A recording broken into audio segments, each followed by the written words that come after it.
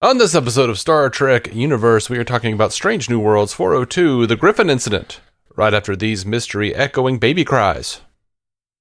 Meow. David! David!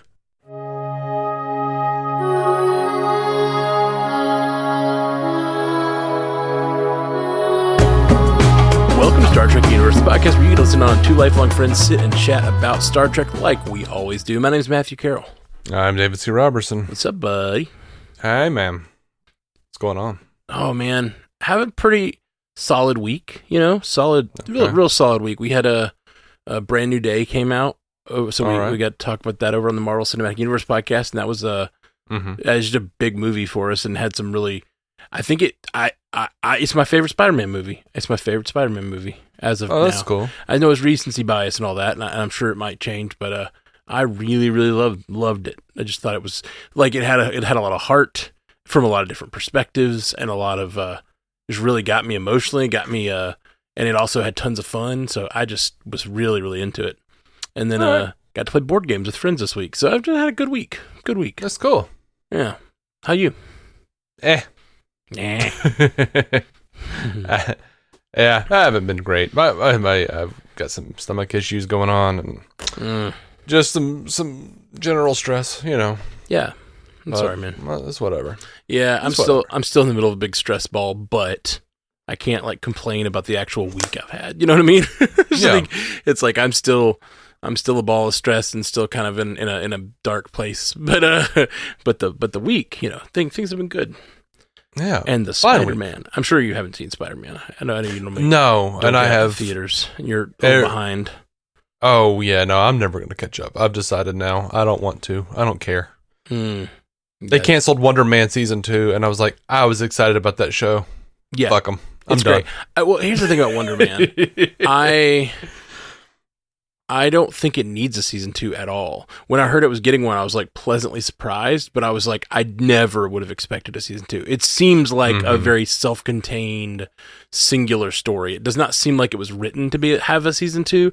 So I just always thought it was a stretch to make a season 2, and I was worried that they were going to systematize it, and it would just be another, sort of cookie cutter show instead of the kind of beautiful show that it was. So I'm of the mind that it's if they thought about doing a season 2, great, and they had an idea, but I was kind of suspicious of it, so them canceling it, I'm great. Having seen it, it did not feel like Wonder Man season 1 feels like an independent film. It doesn't feel like it needs a sequel. It doesn't even feel like it's part of a franchise. It feels like an independent movie. And it's just really well done.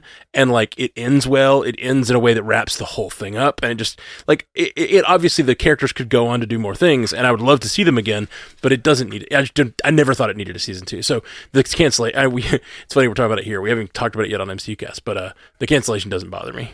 I read somewhere that they were saying that those characters would show up somewhere else, but yeah, to me, I was already mostly out the door. You've been not really watching it for a long time.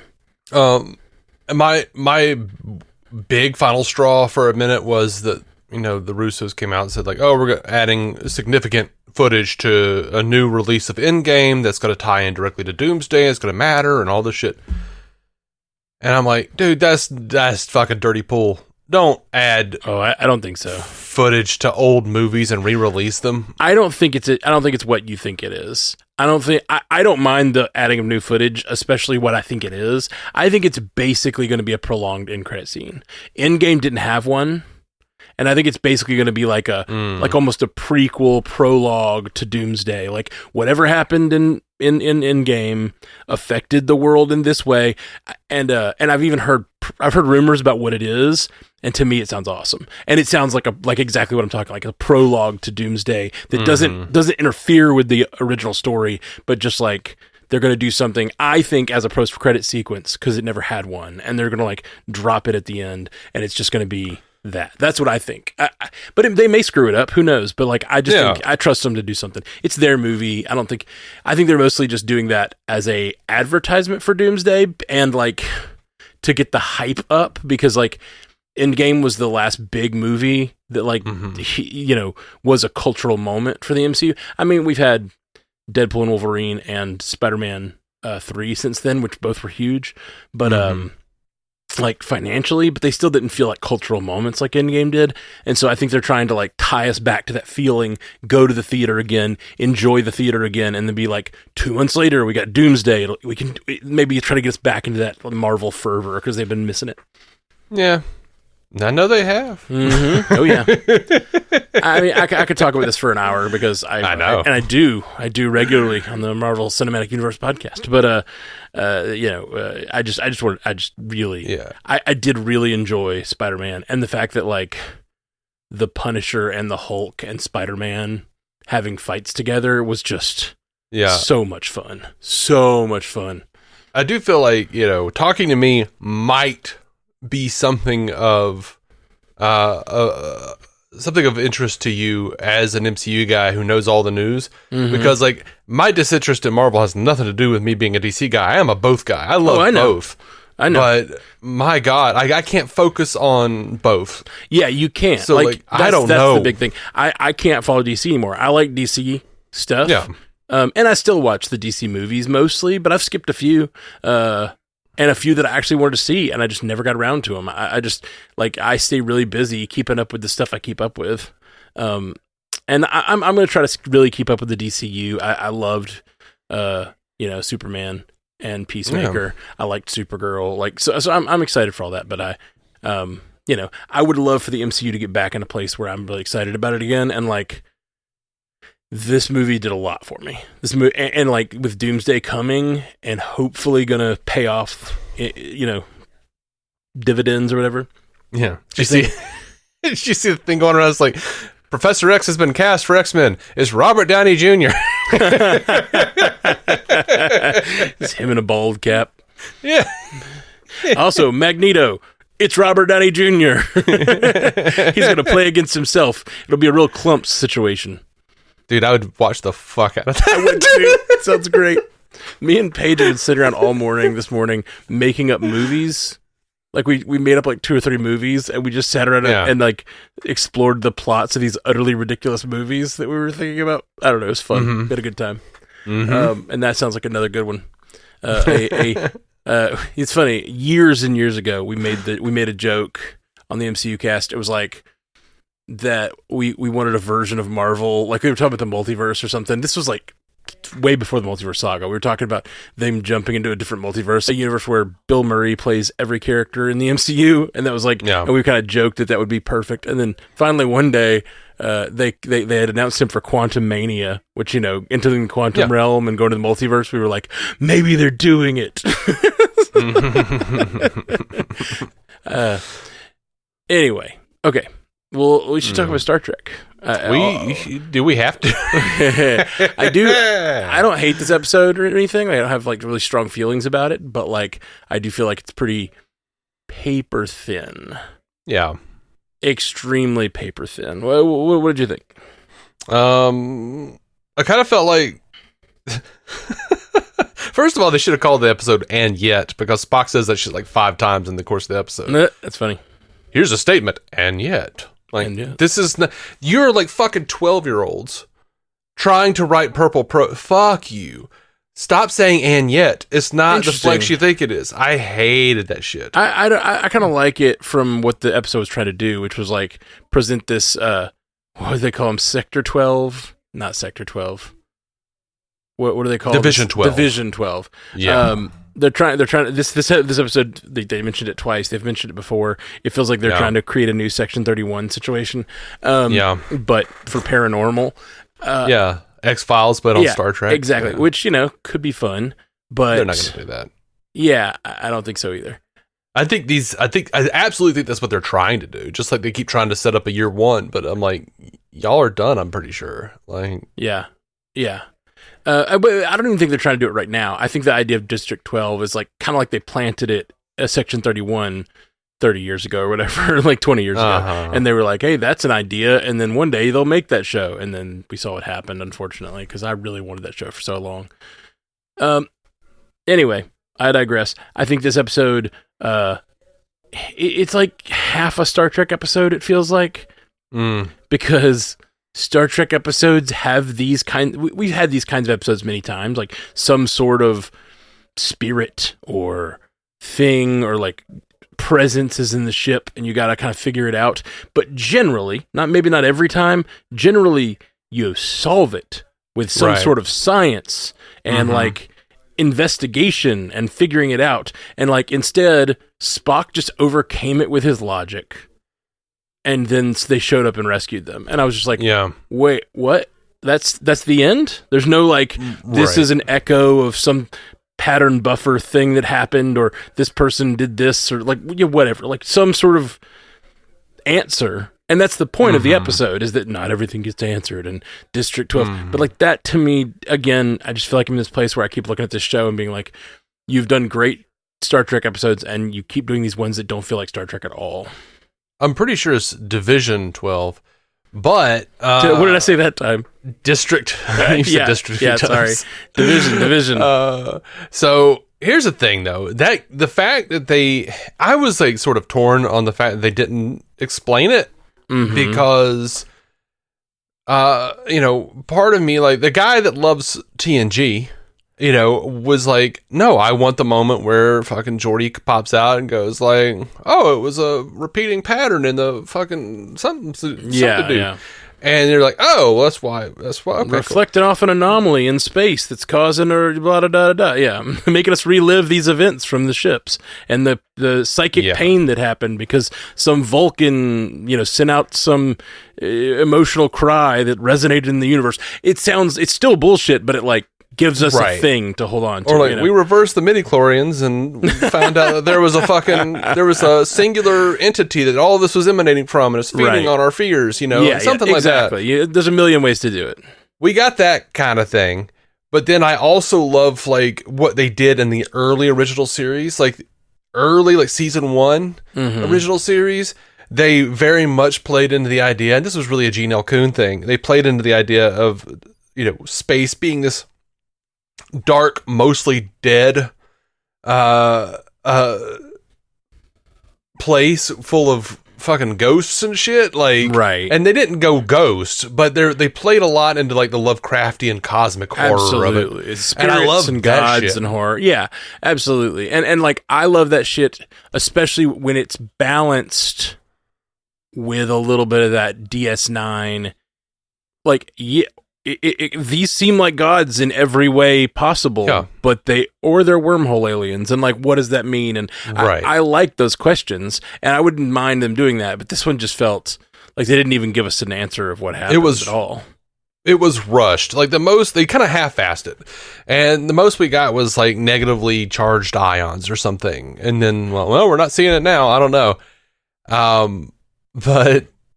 We also got like a lot of like really heavy-handed foreshadowing. Of course, yeah. They're on the way back from this fucking retreat or whatever. And Kirk is just like rattling about David and rattling about like not being there, and I'm just like, my God. Yeah. I thought he didn't know David existed in the original timeline, right? He did. He did know David existed. Yeah. Okay. I'm not forgetting my Star Trek 2. No, he definitely did. Two, yeah. It was 2. 2 and 3. 2 and 3. Oh, no, Khan doesn't kill him. Crude kills him. Crude kills him, yeah. He killed him with a blade. So like that whole line thing, that whole thing. Your son is blah, blah, blah. I wrote it down which somewhere. Gave this, whatever this being was, gave it like a sense maybe that it knows the future. Like that's... I don't think so. Here's the fucking weird thing. Like one of the things that pissed me off in this episode is like, they're like, how long's it been since we've seen Dad? And then like, oh, Christmas or whatever it was. And I'm like, okay. Birthday. The last time we called us was or what birthday, whatever. Yeah. Okay, so George Kirk is still around, right? As he should be in the original timeline. Yep. And the non-Kelvinverse timeline. Right, but then they make a joke about Kirk's dying. What does he say? There's some joke that made it sound like it was a Kelvinverse joke.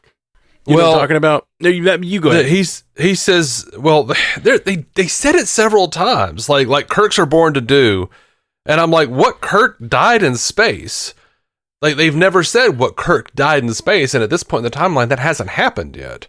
It has been no Kirk who died in space in this timeline. I'm not remembering Kirk the dying in space. They do talk about how he's supposed to die in the corner of space.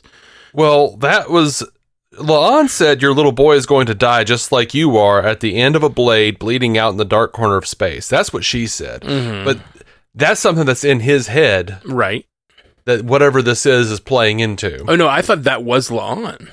That was La'an saying that. But so that's the thing. The entity is somehow communicating with them too. So, but before that, the Kirks, Sam and Jim, are talking about, like, we're going to die. Like, I think Sam says we're going to die in space like Kirks are born to do. And I'm like, what Kirk died in space? Are you guys forgetting that you're not in the Kelvinverse now? What is happening? I thought there was something else in that line other than just dying in space. But there's also a line where he says, who better to captain a ship of the damned than a Kirk? That's the line I was thinking of, ship of the damned, which made me think of the Kelvinverse, where he's captaining a ship in such a terrible situation. That's what I was thinking they were referencing. And I was like, wait, that didn't happen. Your dad's still alive. Yeah. So there was a whole lot of weird shit in this episode. And, like, there were other references to, Kirk's dying in space, and I'm like, what are y'all talking about? Like, why are y'all saying this? Yeah, that is very strange. I do, I really, if we try to unravel it and not be such geeks about it, and not just talk about the canon, which, like, there's so many weird canon things in this episode, but, like, just talking about, like, what they did here, it's like a fine character revelation episode, I guess. The fact that Spock is looking to, like, hit a heartbreak, a thing that would get through to him emotionally, and he thinks of T'Pring, and he doesn't think of Chapel. That was a big thing. That whole conversation, which I mean, because we saw him be with Chapel, it didn't ring true to me. But it wasn't about that for him. It was like, no, that was my brain trying to get me back to logic, like trying to call me back. And, like, I liked that as a character beat because we know that that's where he needs to be the Spock that's, like, resistant to emotional stuff that we see in the future. And so him having gone through all these emotional experiences with Chapel and now being like, no, my brain knows where I need to be. My home is logic right now. Like, that's what I needed to make it through this. That's what I trust. I'm hurt over you. So when I was presenting this, when my brain created this thing for me to go through, it also created its own way to tunnel out of it by giving it to T'Pring. Right. I don't know. I thought that was interesting. I liked that because, Chapel took the understanding that I feel like most of us would take, which was, oh, it was her, not me. And that's not what he was saying. That's not at all what happened. Like, for him, that association, like, the end of that relationship was largely due to the thing that has plagued him his entire life, his human ancestry. Yeah. So I really liked that. I thought that was a really strong point of the episode. Yeah, totally agree. And that's the interpretation I took from it after everything was said. And I really like it. I liked the La'an stuff with her turning into the monster she fears. Like, everyone else's fears, his fears, we talked about Spock's fears relating to his humanity and wanting to become more human and losing his logic and all this stuff. Kirk feeling distant, feeling like a bad father, feeling distant from his family, losing his brother. All those things are great fears for Kirk. But La'an's is like, she's scared she's going to be the monster. And, like, so it let her become the monster fully and actually stab Kirk. So from a character building purely episode and, like, a vibes episode where you're like, we wanted to do a slasher horror thing in space, cool episode. So I don't want to, like, give it, I don't want to sit here and just spin about the canon or not that we can't do that, of course, but, like, or the fact that it's not as Star Trek-y as I want it to be, which is kind of like what I feel about the show in general. But just, it felt like a Doctor Who episode more than a Star Trek episode, like many of these do. It did, yeah. And it felt like they just wanted to do a cool horror episode, which it was. Would you think this is maybe this is probably the goriest Star Trek episode I've seen? Probably there's a couple in Discovery that get a little gory, like the baby heads, but we found out those are fake. Well, I didn't think they were killing real babies. No, I mean, in the canon, they were fake. Oh, were they? Yeah. Yeah. They pretend that they killed the royal family, and they hold up these baby heads, and it's like, oh my gosh! Gotcha. But you don't know till the next scene that they were fake. Gotcha. And that's like whatever. Yeah, if I'm remembering that correctly, I think they faked it. But in this, they're also faking it. Like, this isn't actually Sam's death, but seeing someone die that way. The only other movie I've seen someone die that way was freaking I think Alien. Like, one of the Alien movies did that. Oh, okay. Where someone gets stuck in a little pinhole of the vacuum of space, rips through their body. Yeah. So that was disgusting. You see his intestines leaving the back of him, and like he gets like eviscerated through this hole in the glass. Like, that was disgusting. That's just pretty dark. I feel like I feel like this is not the first time Sam has died on Strange New Worlds. I think that's true. I think there's been a couple of moments where he at least thought he was dead. And if you throw in his actual like introduction in canon, Operation Annihilate, like how many times have we seen Sam Kirk die? But what's funny is like, I think this is the first time I've seen Sam since Effie and I watched that episode of TOS, and because he's not here very much, but like, I don't know, it's like watching that episode of TOS, like, I still just don't associate it at all with this character in Strange New Worlds. And I don't know, I mean, we never like got to really meet him. We rolled him over and it was Shatner with a mustache. Exactly. But, it still just doesn't click with me that like that's who it's supposed to be. Like, I know, but I don't feel it. In the original series, this character didn't exist. That was just a thing to give stakes to that episode of Kirk having his brother die. But like, in this, we actually get to know what Kirk is like with his brother, and I do like that. I like this episode for that reason. Getting to see Kirk, even though it's not actually his brother, getting to see him interact with Sam in a way that the way he sees the relationship. We're seeing Kirk's version of what their relationship is like, and maybe even what he wants the relationship to be like. And I really enjoy that, and them commiserating about their dad, and him, and all the Kirk feeling like he doesn't want to be his dad, but he's gonna be, Yeah, and he will be. But I don't know. That's something that somewhat bothers me. Maybe is like all the foreshadowing for what's to come. Mm-hmm. Like, I didn't need the whole bit about David dying at the end of a blade. Like, that was very specific, very specific. For sure. It felt like they engineered that scene. Yeah. To be just so they could say that. Yeah. The only way it would have been better is if Khan had killed him, and he's like, he will die at the edge of a blade of a sung, just like you. Yeah. That would have really been engineered, no pun intended. But, yeah, here's something funny. I'll finish my original thought, which was for all of the callbacks, and I think that's Peter, and that's not Peter, because Peter was the only survivor of the original series episode. When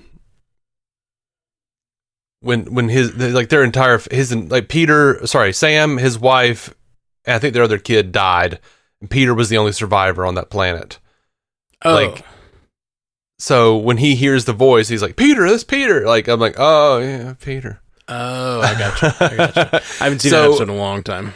So there's something there where it's like, for all of the stuff that they do about that, like, I still have a really hard time connecting it. Because it just doesn't, what we're watching doesn't feel like it would come before. And it doesn't feel like, I know it's a new timeline. It's been overwritten. Or whatever they're trying to say happened. It doesn't like it. It's a me problem. Something that I laughed at though, when the fake crew, they beam over and Ortega's standing on the bridge, looks around and goes, "The Griffin, after all this time or whatever."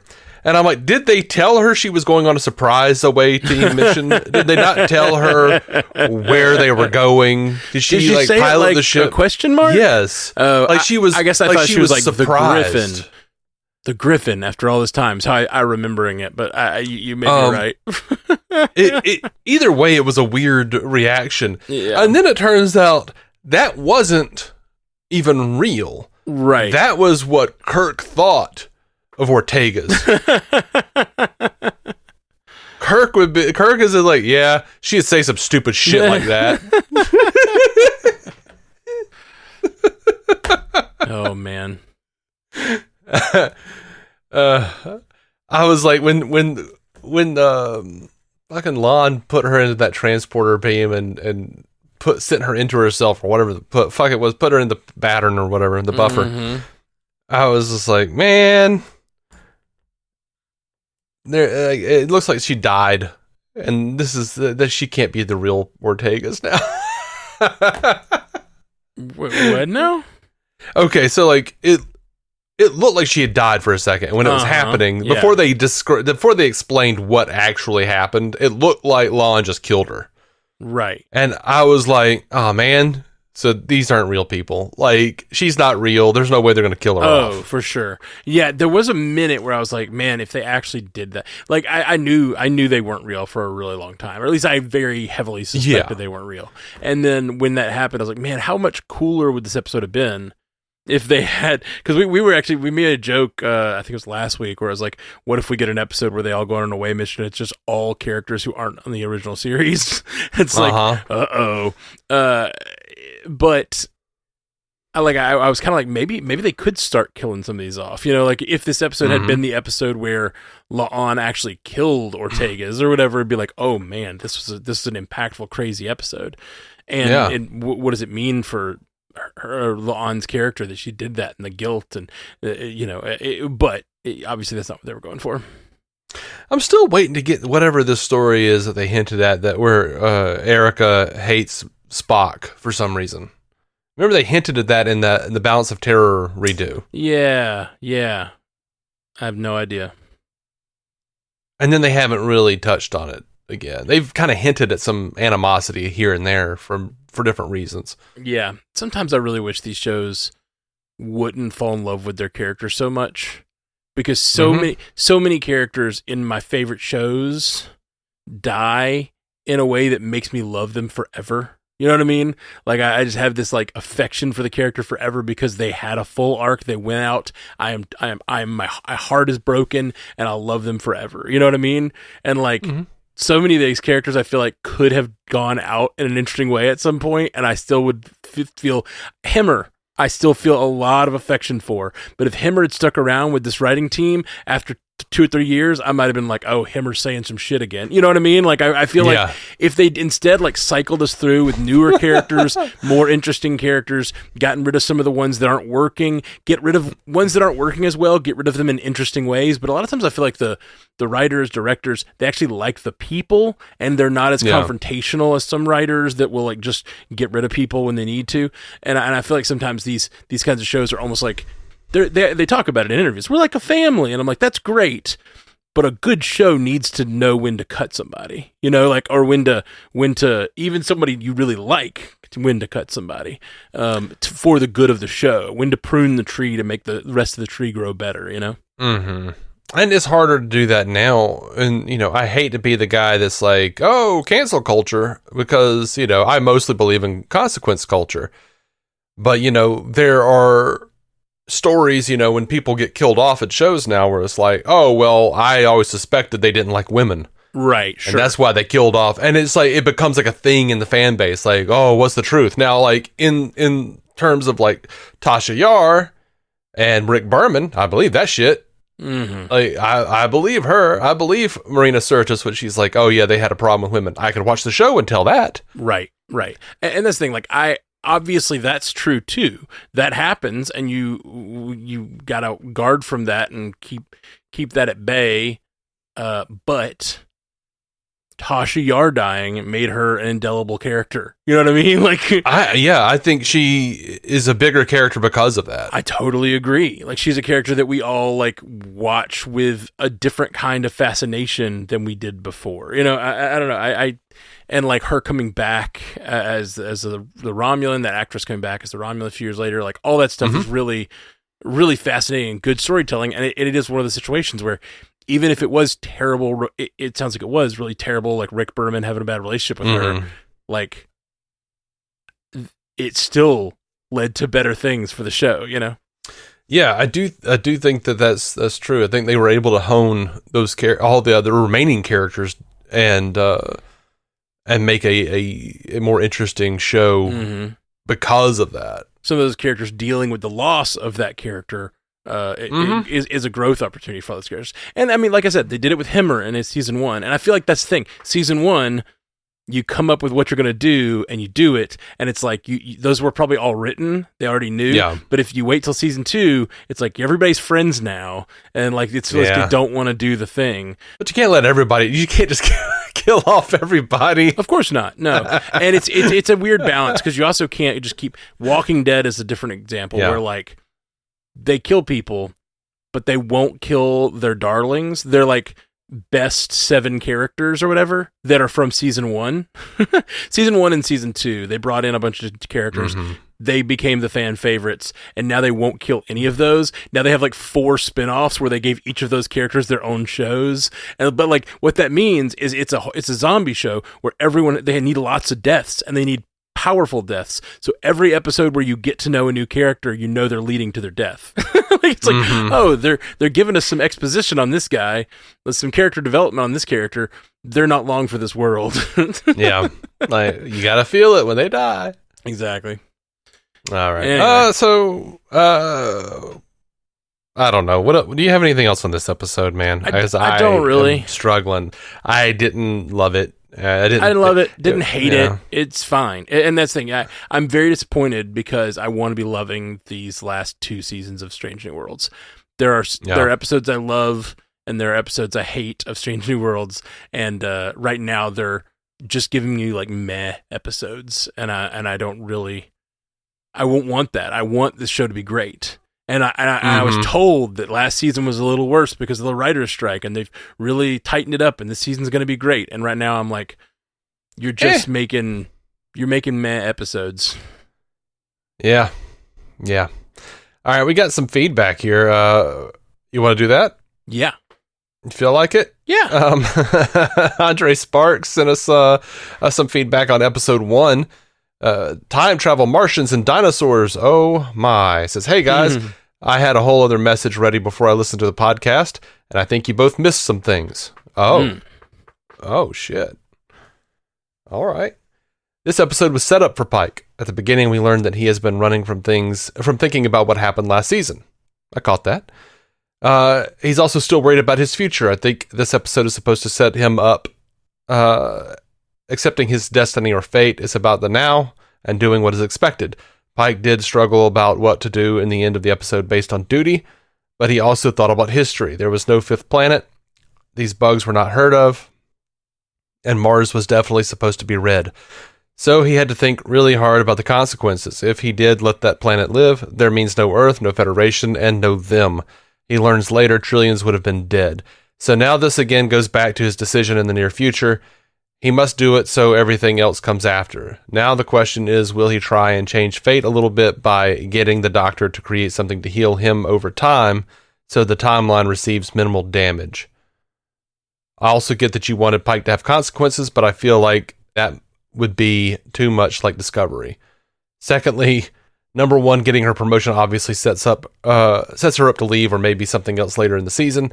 The new Vulcan on this ship made me think of Ensign T'Lyn from Lower Decks. I don't know much about the Vulcans pre-original series, so I wonder if she will become of some importance down the road. Lastly, were those phasers supposed to be new additions? Glad to hear you guys together again. Keep up the good work. Andre, I don't think we missed any of that. Thanks, Andre, for writing in. I think we saw all that. I think we talked about all that a little bit, but I still... The consequences I think they just failed in execution. Yeah, to me, the consequences issue for Pike isn't a new problem for me. It's a thing I don't like about this show, or like a lot of shows in general, like especially Star Trek, because a lot of times when you're willing to go against command to do something you think is for the better, like you got to be willing to accept the consequences. Now, this isn't a command issue, but this is like worse. This is like breaking every rule. I just feel like when you've got the rules of Starfleet where like you're encountering life forms in such a huge way, and then you're just going to let them go and die at the hands of your own technology, just feels like such a huge betrayal of the Federation ideals and rules that letting it go feels, and letting him off the hook. And I know he's not letting himself off the hook, but it's not a him problem. And what I said, I don't think I agree with him. Maybe it would be too much like Discovery to throw the captain in jail or whatever. But like, what I said was like, maybe you give that role of choosing not to fire to someone else on the ship, give it to someone who can take the heat, give it to Ortega's, give it to somebody who like, it will impact the show differently, make their character more interesting, whatever. It's such a hard thing for me to see Pike. And it wasn't that he made the decision too. My big problem was, yes, I don't like in general the lack of accountability on these shows, but I really don't like. My biggest problem wasn't that Pike did it; it was that he didn't talk about it with anybody, and they did. And that is not a. You can say he didn't have time, yeah, because they wrote it so they didn't have to write that conversation, and it felt lazy to me. I think number one was like, dude, we have to do something. We have to do something now, and he's like, no. Yeah, there was a brief conversation. Yeah, but it wasn't about the issue. It was, we got to do something, and him just saying, belay that, don't do it. It wasn't them discussing why he was thinking what he was thinking. It wasn't giving his very intelligent crew an opportunity to like challenge his thoughts. And like maybe he decides to go through what he thinks is right anyway, but like maybe you give your like many people on board a chance to discuss, like the people you trust, a chance to like challenge your ideas. Like that, to me, that is Star Trek. So it's the same problem with this episode this week where I'm just like, they didn't do the thing where like you ground this in something meaningful and scientific and like real. It's just a horror episode about a ghost you never explain. So it's literally just like Paranormal Activity. I'm like, wow, this doesn't mean anything to me. This isn't what I come to Star Trek for. I go to horror movies and I have no belief in any of that. And like, they like don't affect, I don't know. They're not what I go to Star Trek for. You can still scare me in Star Trek. I don't mind that. I don't mind all these horrific things or like the gore. I don't like let's just not try to give any kind of explanation or even discuss too much how crazy that is. You know what I mean? Like they do a little bit with like, we're sending this to Division 12. I've sent them 6 things so far and they've explained 4 of them, like that. Yeah. I was like that. Oh, so someone else is doing Star Trek on a different ship. Okay. Yeah. Yeah. Yeah. It really is like, it's like we have a moral issue last week. And that's one of the things I love about Star Trek. It's like, we have a moral issue. Let's not talk about it. Let's write it in such a way where we don't have time to have the interesting conversation. And then this week, it's like we have a spectral, crazy episode with some ghost, and they don't do the Star Trek thing where like the group of intrepid scientists like decide to look past their superstitions and solve it. You know what I mean? Yeah. Spock kind of does, but really he just sees through it with logic and then gets them out of there. He doesn't actually like solve it in any real way. So yeah. It does. It's funny that Division 12 comes about with this writing team, because like for sure it feels like all the old stuff, they just solved that shit on the ship. Yeah. They're just like, that's why they're there. Yeah. I mean, and I get it would be interesting to have like, there are going to be cases that some ships don't solve or some ships die, like this ship we saw. Sure. But that's the thing, is like, you're on the ship that solves the thing. That's why we're watching the show. Don't tell me we'll refer this is a case for upstairs. We're going to send this one on to somebody else. We're going to experience it, give our characters development from it, which was interesting and good. Then we're just going to leave the science fiction problem on the table for someone off screen to solve.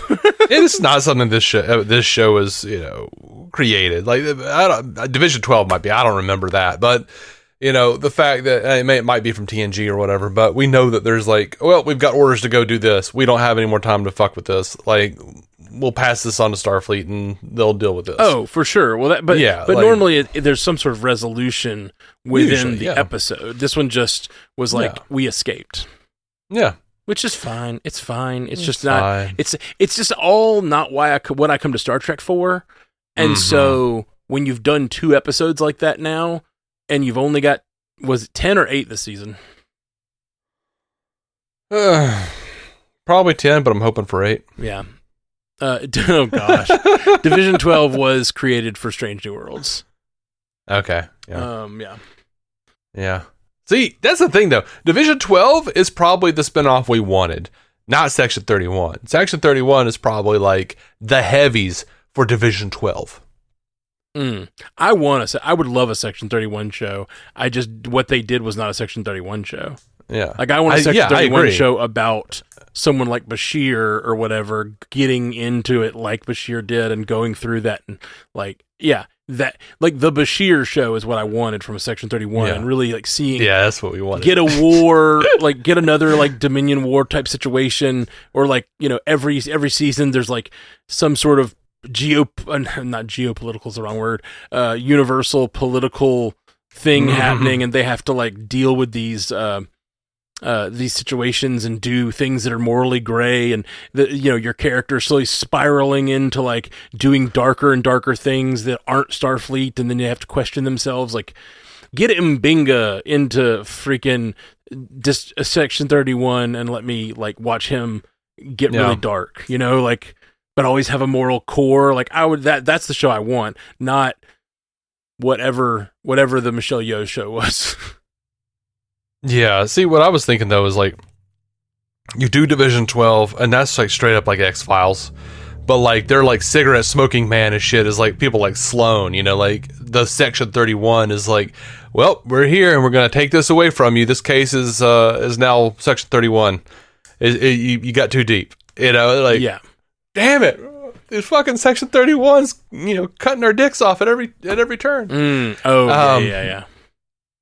And then, of course, there's, like, some vast conspiracy that they're covering up and shit. Like, that's, I feel like a Division 12 show is what we want, with the protagonist being the Mulder and Scully, or Olivia and whoever, Peter on Fringe, or whatever you have. And then, like, you have the Section 31 being the William Bell, which leads right back to Leonard Nimoy, and how you doing, Star Trek. Yeah. But... Yeah. See, we should be running Star Trek. We really should. That's the thing. I don't think that's true, but I think our version of Star Trek would be very pleasing to us. To us. Like, I don't think we would necessarily be making the show that Star Trek needs. Right. But I think like it'd be nice to have, and I think there are people like us in the room somewhere. Yeah. But I think that they're also just chasing to be something that Star Trek hasn't ever been. And that is like, I don't know. I think they're chasing being Doctor Who a little bit, and I don't, and like it just doesn't work the same. It's just not the same kind of story. I don't know. Also, I'm like, read the room. Doctor Who's not even Doctor Who anymore. Like, right? No, that's not working anymore. The formula died. Yeah. By the way, I just want to say, when I said the Michelle Yeoh, whatever that Michelle Yeoh show was, I don't mean to besmirch her name. I love Michelle Yeoh. She is the main character in my favorite movie. Like I'm not trying to besmirch her name. I'm just saying that I did not like it. And freaking, now that I look back, like I don't think I knew Sam Richardson as well back then. And I am so sad that show wasn't better. Cause like I said, I love Michelle Yeoh. I love Sam Richardson so freaking much. I've more recently seen him on Detroiters. And he's just so funny, and he's in a new movie with John Cena. And do you like John Cena, by the way? He's all right. I love him. I've gotten a real affection for John Cena, and they're making a Matchbox Cars the movie, which sounds like the stupidest idea in the world. Yeah. It is, absolutely. But it's John Cena, Jessica Biel, and Sam Richardson are 3 of the main characters, and I'm like, And I watched the trailer. I was like, that looks great. It looks great. It's like Fast and the Furious style, whatever, but like with, it seems like better characters and funnier actors. And I was like, that's Sam Richardson. That's the guy from Ted Lasso. Is he in Ted Lasso? I don't think so. Is he not? I don't think so. You don't think so? I'm pretty sure he is. Unless he was one of those characters I didn't know him as his name. I thought he's the asshole that comes in. Yeah, there he is. Oh, is that he's him? The asshole that, he's the asshole that tries to the come African and guy gank. or whatever who comes to steal away one of the players. You're right. Yep. Oh my gosh, I watched Ted Lasso before I watched Detroiters. Have you seen Detroiters? No, I don't know. It's such a funny show. It's the guy from I Think You Should Leave. Tim Robinson. Okay. You know what I'm talking about? No. I know who Tim Robinson is. Okay. I don't know the show. Tim Robinson. That's a sketch show. It's very good. It's on Netflix. Okay. It's a very funny sketch show. We should watch. We should watch one on Zoom together after this. Just like one sketch. Come on. Anyway, it's him and Sam Richardson, and they're the two. It's a two-hander. Like they're the main characters, and they work at a. They own a PR firm and make commercials for people. Mm-hmm. And so the show is like them making like kind of coming up with and making terrible commercials for like local businesses. And they're just always really weird and funny and outlandish. Okay. And the characters themselves are just funny, and there's some heart to it, but it's mainly just a really funny show. Okay. Okay. Sorry. We got, I feel like Andre asked something else at the end. Did he ask something else at the end we didn't answer? We talked about not, were those phasers supposed to be new additions? I don't know. Oh, I don't know. Yeah. Don't know. There was something about adding another, like maybe a kill setting or something. I don't know. Oh, yeah. No, they talked about the phasers with the dinosaurs and how they recently added a kill setting or like a disintegrate setting or something. Because like I think kind of the ideal behind the phaser is that it's a non-lethal way to just stun someone. But like we can disintegrate things now, and it's like, ooh, that's actually kind of a dark line if you think about it. Mm-hmm. Sterling Gray sends us one for episode 1. Says, "Hey folks, I'm so glad Trek is back. I missed this show, even though I wasn't a big fan of season 3. Anyway, I think you guys hit the nail on the head about the episode. Take that, Andre." By the way, as we always want to say, Andre, if you liked it, I'm glad you liked it. We're not trying to hate. Absolutely. We're not trying to hate, yuck your yum or hate your thing. We just had our issues with it. Yeah, and hopefully, Andre listens to everything I do. So, thank you so much for listening. And absolutely. Hopefully, I'm joking with you, and hopefully you know my humor by now. But he says, "I think you guys hit the nail on the head about the episode. Very uneven. Part of my problem with this episode is that I had hoped for more. Once I saw they were on prehistoric Earth, I immediately thought of the Voth. I wanted to tie into those evolved dinosaurs. I don't want the Trek universe to stay small. I love that new and varied species are being introduced, but I still want some connection to one-off species from other Trek shows. But also, why wouldn't Admiral April and Pike, for that matter, want to rewrite the history books? They just discovered the Enterprise is the cause of humanity's evolution. That is as big a revelation as finding out the progenitors seeded humanoid life throughout the galaxy. Hiding that knowledge actually goes against Starfleet ideals. I did love the visuals of Earth, the dinosaurs, and whatever that alien planet was in the beginning of the episode. Also like that this, for the most part, is a fun episode. But like last season, I feel like they are leaving a lot of discussion and moral hand-wringing on the cutting room floor in favor of silliness. Having Pike decide to allow genocide with Enterprise's future technology on a hunch that he thought about for 5 seconds is a disservice to the story. Mm-hmm. I've never seen Doctor Who. I know, I'm ashamed, but damn it, they'd better bring him into the show now. 3 mentions of the Doctor equals Chekhov's gun. Yeah. I don't think they will, but we'll see, I guess. Yeah, it would be so cool to actually do it, but I don't know. I don't trust they do it well at this point. I'm mad. I'm just sort of annoyed. They go back to a better Doctor, like David Tennant or something, like. Yeah. Well, are you caught up right now on the Whoverse? Oh, no. Well, no. They could easily do that, is all I'll say. Oh, I know. I know they could easily do that. I know they're doing the bi-generation bullshit. Yeah. They did a thing where they basically created it was really funny. They created a David Tennant doctor that like spun off to do his own thing, which they've already done before in a different universe. So like now there's two David Tennants running around in the multiverse of Doctor Who that could just like drop in to do any other thing they want to, if they ever want, because he was like most popular. So they're just like, we can bring him back whenever we want. Here's the fun thing about me. It's not fun. You know how I don't really care about action. I really would just be okay with like them bringing in old doctors to play the curator, and all he does is hang out at the museum. You know, from the 60th anniversary special, when he's like, I retired from becoming the doctor to become the curator. Perhaps you will too. Oh, you know. Yeah, that'd be cute. Yeah. He's like, and we revisit some old faces, some of the old favorites, or whatever the fuck. So they could just have like old doctors just showing up, just being like, this is a great piece. And like, it could be an anthology show.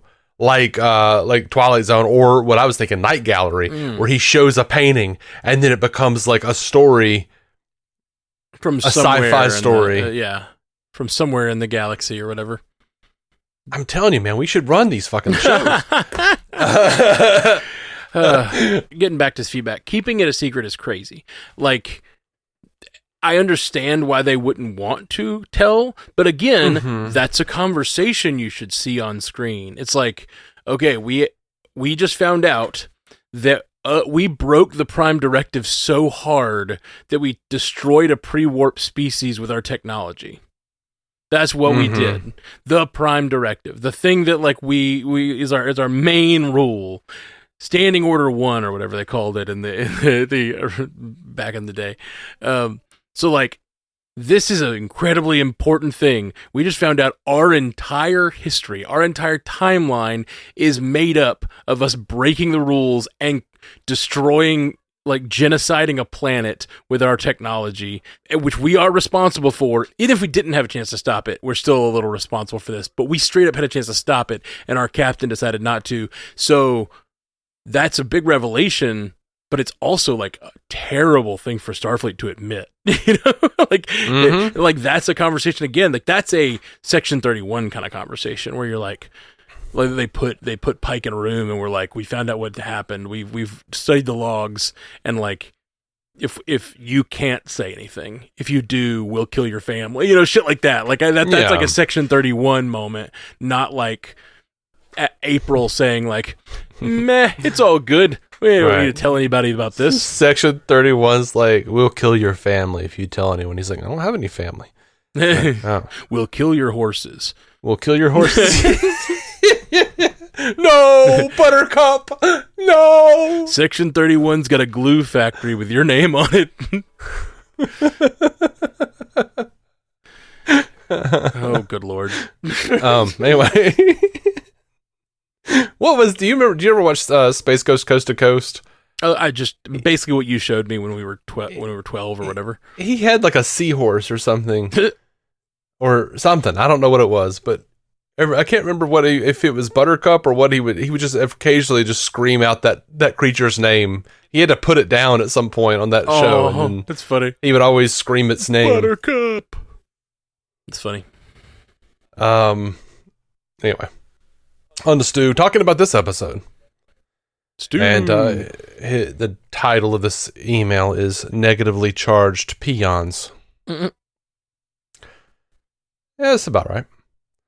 I'm already picking on Stu.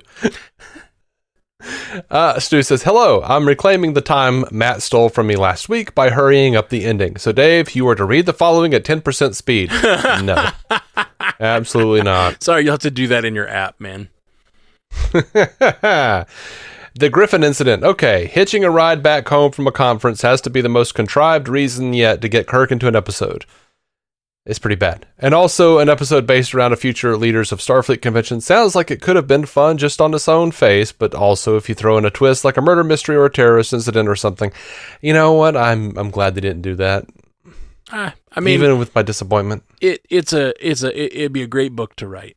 to fit into this little timeline. Just like we keep saying, they talked about all these missions they did last episode. You know, we've had all these missions and in a row. It's like, that's a lot of books. That's a lot of books you could write. And this is another one, the conference where something happens. And they already did a murder mystery last season. I don't want to see that again. Sure. Right. So close. Quote, let's boldly go. Ugh. I agree. Yeah. I agree, Stu.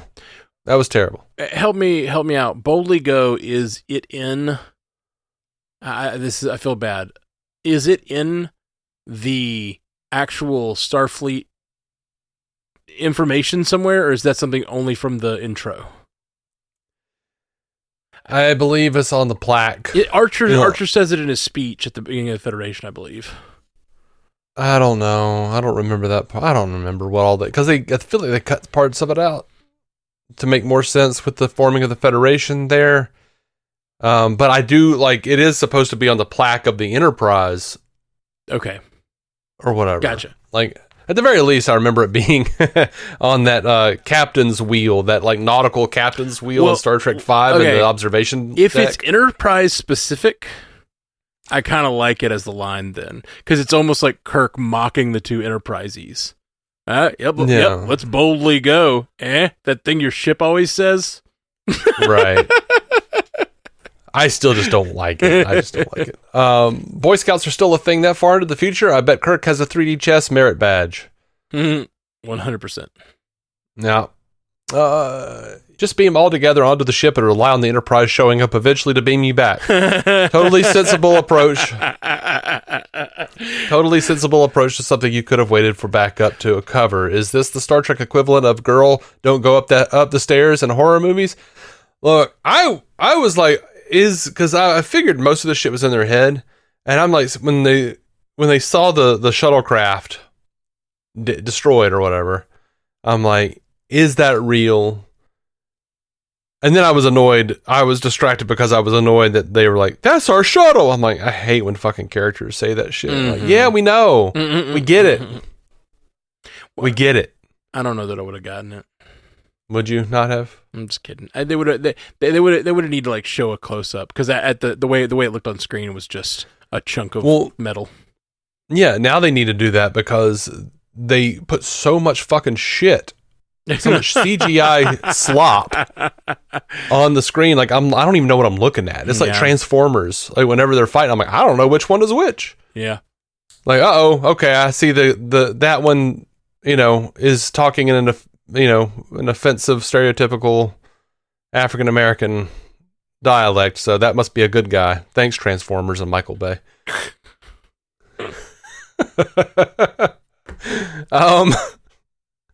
Griffin, Calypso, they really need to vary up episode naming when it comes to missing ships to not be so Greek mythology inspired. Oh. Mm-hmm. Or do they? Yeah. This Griffin flew too close to the sun. I can't hear Griffin, though, without thinking of that stupid Family Guy bit. Yeah.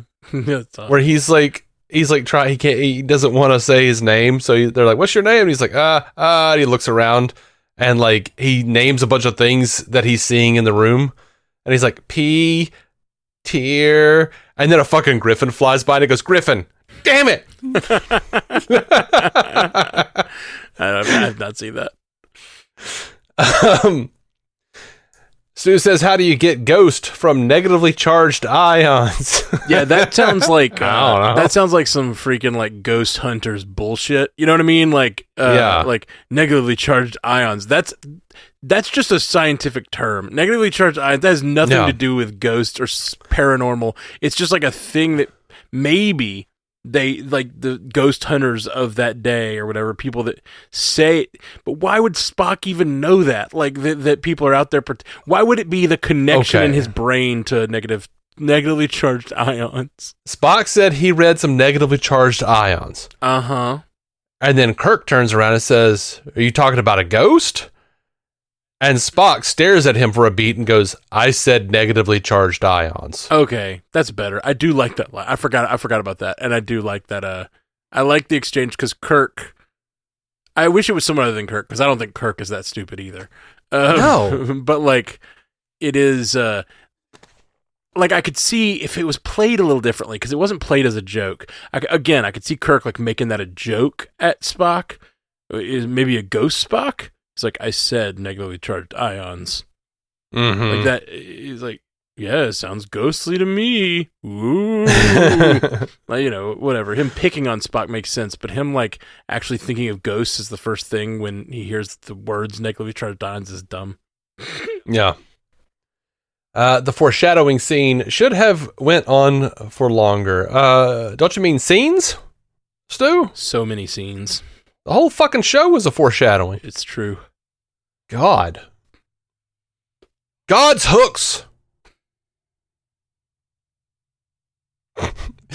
Quote, Carol's always worried I'll die alone somewhere in unknown space, or sentenced to life imprisonment on a Klingon penal colony inhabited by guys with knee balls. Or I'll have my mind switched with a crazy ex-girlfriend. Or... She's always worried I'll have to go back and save the whales. Why is that a worry?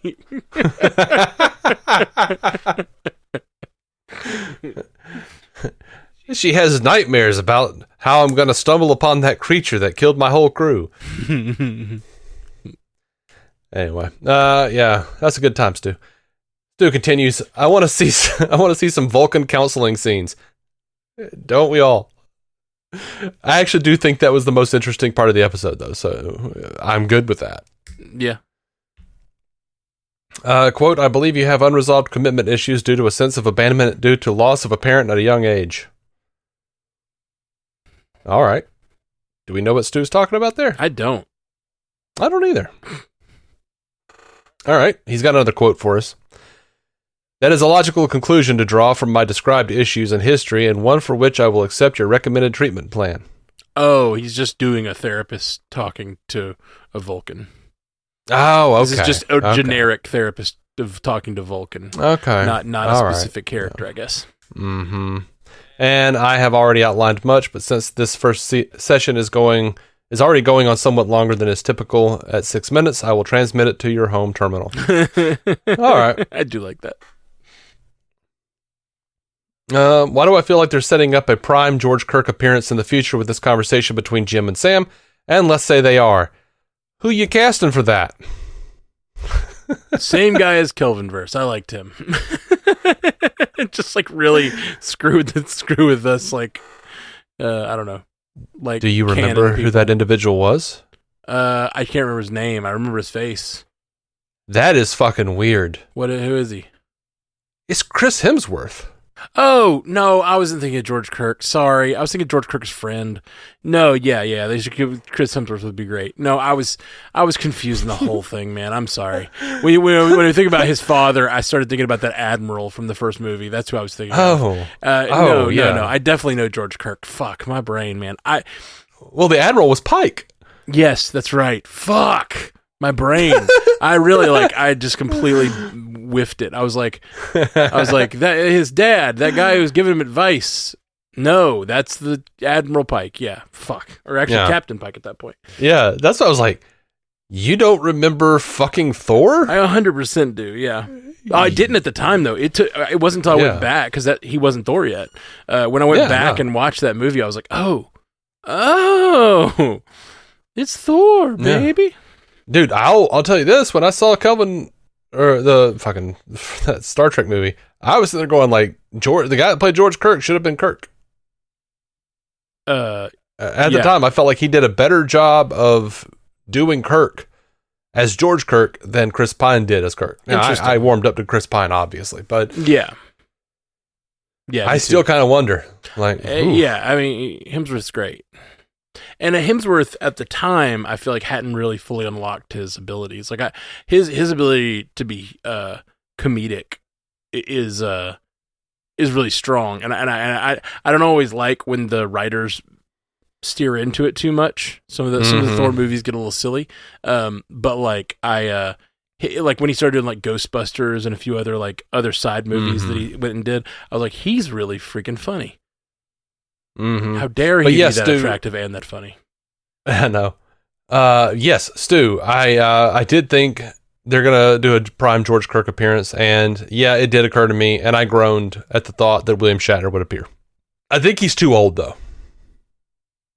I don't think he would work for their father.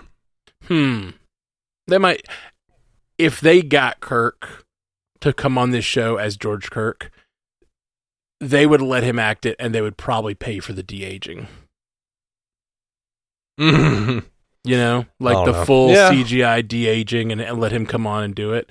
They would like, he's already played Sam and James. Like, it'd be pretty funny to let him play George too.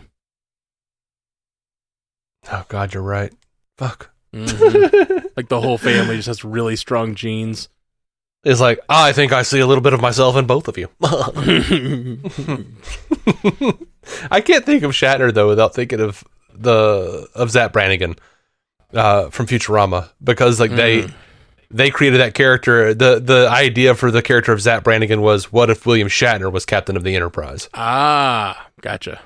That's funny. I haven't watched enough Futurama to know. That's funny. Yeah, I think him coming on, that's a genius idea. I love it. Get Shatner. Do it. Oh, Lord. It's great. It's perfect. I'm in. Even if he didn't want to do the de-aging, and and he's way too old, he could just be an older dad, for one thing. Some dads are real old. Yeah, I guess so. But also, he could, and he was never there. You know, he could be like one of those Rolling Stones. He's just an older guy who got with their mom, whatever. But like, he also, even if he was supposed to be way younger as the character, William Shatner wouldn't mind. He's like, yes, I can still play 50. William Shatner would be like, I think I've still got 30 in me. Yeah. He's like, I'll replace the actor doing it now. I'll be the new Kirk on Strange New Worlds. Dude, I'll totally, like, Senior Chang that shit. I'll allow it. I was like, they can't get worse, really. Yeah. I really don't like Paul Wesley in the role. I don't. He does not feel like Kirk at all to me. Yeah, it's hard because I like the character.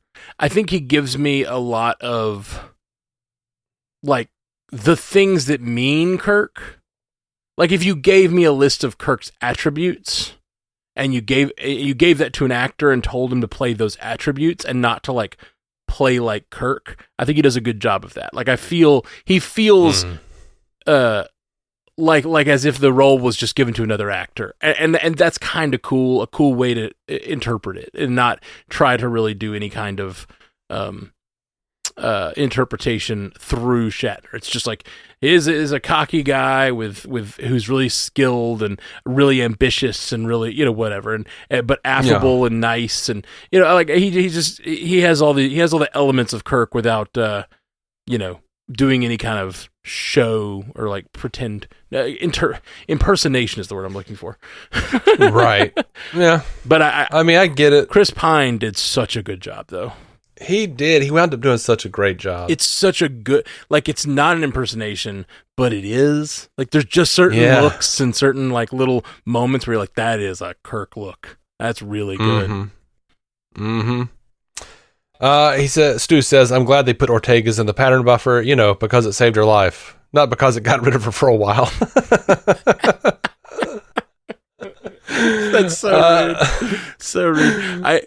I do want to say, like, as a horror element, having her beamed into herself so she'd fuse together was pretty gross, and, like, yeah, that's pretty rough. Yeah. View screen breaking wouldn't be that big a deal if they just made it a view screen and not an actual window. Indeed. At least after 60 years, we got a Star Trek episode where Jim visibly reacts to his brother dying. Do you think is now means when he discovers Sam dead for real, he's like, well, at least he didn't get pulled ass first through a broken glass this time? Maybe that's why he'd seen the future of his brother's death, and when he just found him lying dead on the floor, that was like relief. I was like, whew, this is much better. In the original series, when he flips him over, he's like, I've seen this episode before. Gif, alert them in.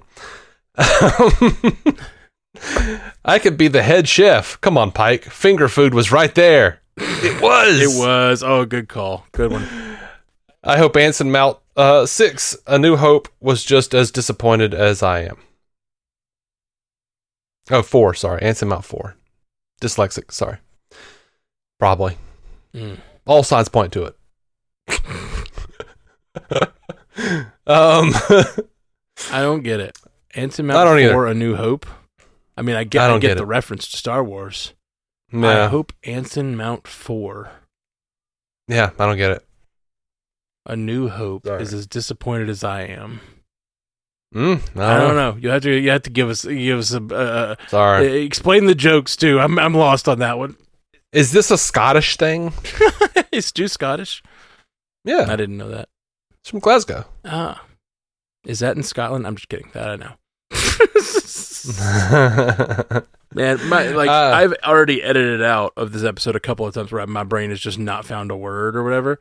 And then that whole George Kirk, and my brain just went to who is the older man in that movie? My brain is not functioning today. Yeah, it's all right. I think they were trying to set up a Division 12 spinoff. If I didn't know better, a Star Trek equivalent of the X-Files would be something new. Yeah, it's almost like a couple of smart fellas just said that, Stu. Listen. In Stu's defense, he hasn't listened to this episode yet. That's the defense. But also, everyone is saying that. Yeah, that's just that is what Section 12 is, or Division 12 is. You're gonna fucking say never will I say it right. It's like Segment 12. Mm-hmm. Yes. Alert Department 12. Damn it, Matt. All right. Yeah, I do. I think these producers were just flailing in the wind trying to set up as many fucking spinoffs as possible. Yeah. I think the idea that that's what they think Star Trek should do next, or I don't think they're necessarily trying to do spinoffs. I think they're just this would be a cool Star Trek idea. We're gonna seed it in this show, and then one day maybe someone will pick up the baton. Mm-hmm. I just feel like it's such a misunderstanding of what would be a cool Star Trek show. I'm not saying it wouldn't be fun if we had other Star Trek shows that were doing Star Trek well. You know what I mean? I just feel at this point I need a banner holder, and I thought that was Strange New Worlds. I thought this was going to be the show that was this is more like Star Trek, and now we can do weird stuff and experiment because we got Star Trek, this core Star Trek show, and it has become far from that for me. Yeah, it's been a while since I admired the cut of these fuckers' jib. So I was I don't know. I don't like the way they're talking. Last season, in season 3, there were 2 or 3 episodes. I was those were great. Yeah. But mostly, there were so many that I was just this. It gave me nothing that I wanted. Mm-hmm. Stu says, if they were going to make Spock's experience centered around a failed former relationship and have him be tormented in the sickbay, it does feel like it should have been Chapel doing all that. I could totally see Jess Bush doing a more manic version of those sequences. Yeah, but I liked what they did instead. Yeah. I like the conversation with Chapel at the end and how it reveals why it was her, why it was T'Pring and all that. It was really, really good. Yeah. Stu says, given how all this was put into an unexplained box, I really think La'an should probably be taken off active duty until she goes through some extensive evaluation and therapy. That's a really great point. Like the report will say, La'an stabbed a guy. We don't really know why, but it's clearly just some weird space bullshit, so we'll let her go back to her job, which lets her have access to all of our weapons. Also, again, Kirk meeting Khan doesn't ring any bells for the time the guy's great granddaughter shivved him. Suck it, Grandpa. You let Kirk stomp your ass with a plastic pipe? And don't give me that it's a new timeline stuff, Dave. It is. The showrunners have consistently denied that. They also made an episode that proved it. This lady's getting erased from existence, or at least the memory of her will be somehow. Yeah, that's the thing. That's the fucking thing. Is they are stupid. Because they're we created a new timeline. Things can be different now. Now we're going to try to ham-fist it into be exactly what the original series was, so that nothing is wrong. I'm you fuckers already changed everything. It's just They want their cake and they want to eat it. That's too. it. That's the whole. That's thing. all it is. It's they want to have the freedom to do whatever they want when they want to change things, but they also want the clout of being the original timeline. So when they deny it's a different timeline, they don't want you to stop watching. They just want you to be like, oh, I have to watch this. It's my timeline that I love. But then they don't respect that timeline. They just do whatever the fuck they want when they want. And that's, I hate, that's why I don't like canon breaks. It's not because, like, I don't really mind incidental, like, oh, we fucked up canon breaks. I really don't like it when they're just like, we just decided it's better this way. It's like, that's just lazy. That's just lazy and entitled. Yep. It's rough. Stu says, though the unexplained box means they can get away with showing us the audience stuff that the characters technically didn't see, like the creepy figure walking by behind Lon and Kirk that they just missed. Mm-hmm. That was I really do wonder creepy. what the hell that was. Very creepy. I thought this was a pretty good horror-themed episode, though how well it works for you is how much patience you have to get to the resolution once you figure out a lot of stuff isn't really happening. Yeah, it's obvious they're saving money by reusing the regular set. It's just when the lights turned off.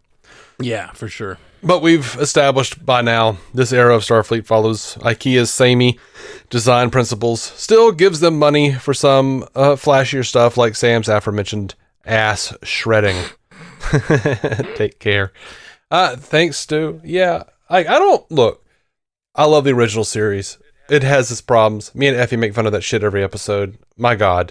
But I don't mind them saving money by doing a fucking, we just watched the Tholian Web where they're like walking around on the Defiant, which is just clearly the Enterprise with the lights turned off. Yeah, that has literally always been a thing. Yeah, so I don't mind it. And I'm like, hey, that is a clever cost-saving technique. Mm-hmm.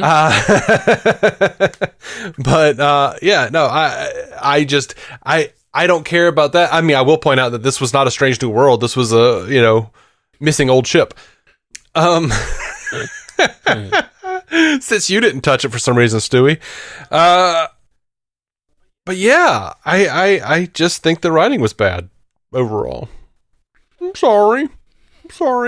Yeah, I don't know if I thought the writing was bad. It just wasn't what I wanted it to be. The show is just, I come to Star Trek for a certain thing, and it's not this, and I don't know what to do with that, because especially when I don't hate, I didn't hate this episode. It's just mid and not what I'm looking for, and so I can't, there may be people out there who I'm sure there are people out there watching this show. It's like their favorite show and they absolutely love it. It's what they think of when they think of Star Trek, and it's just not that for me.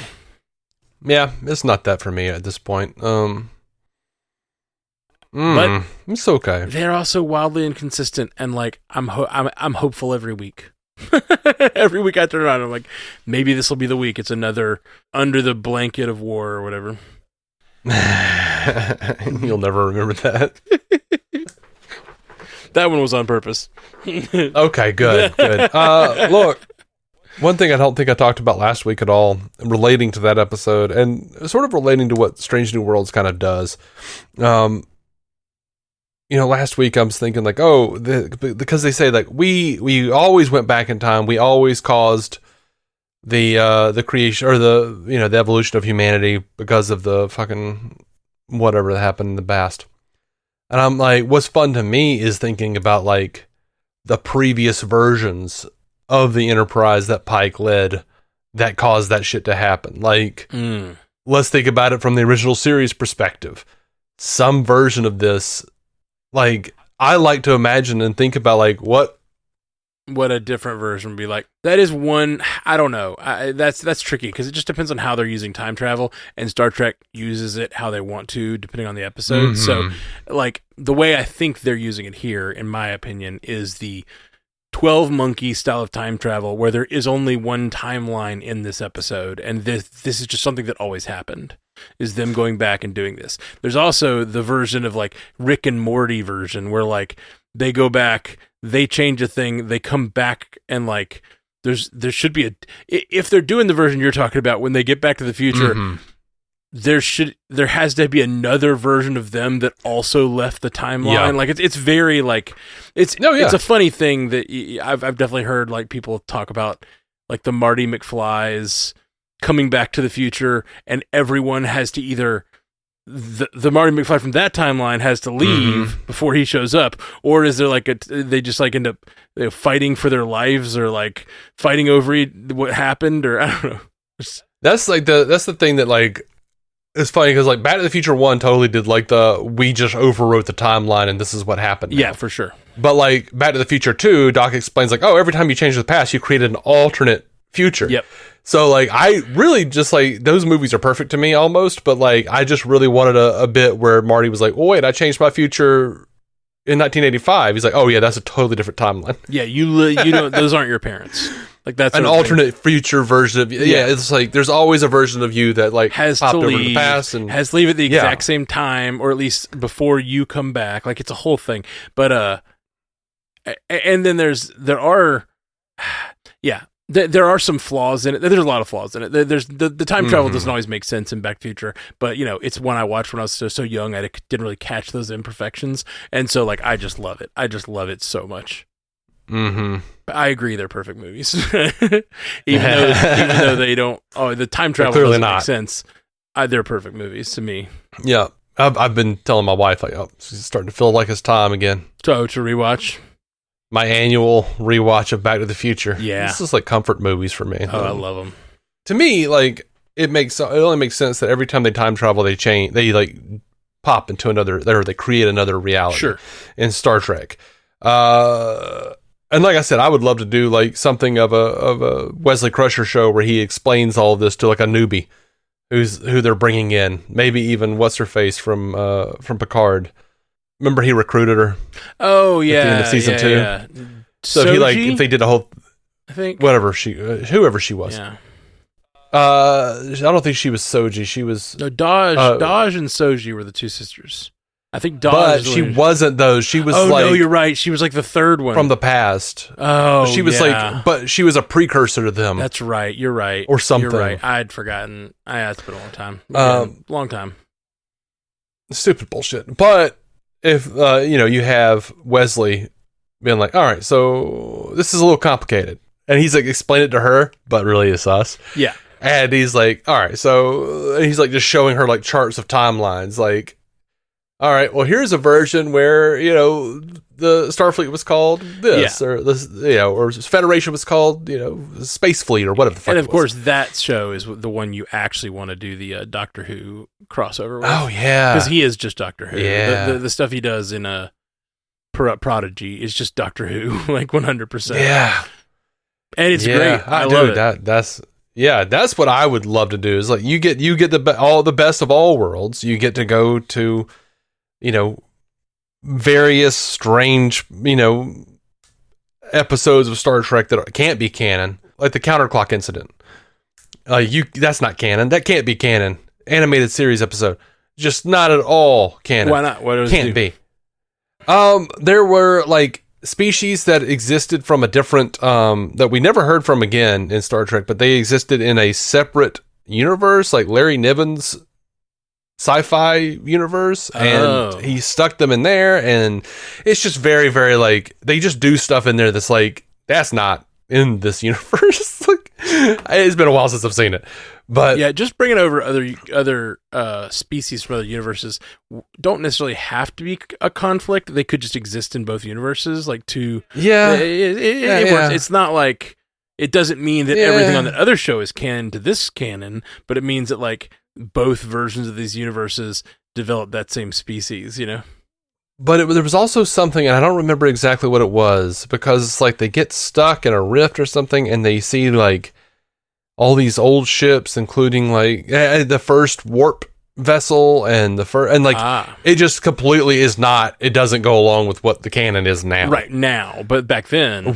back then it was it was fine.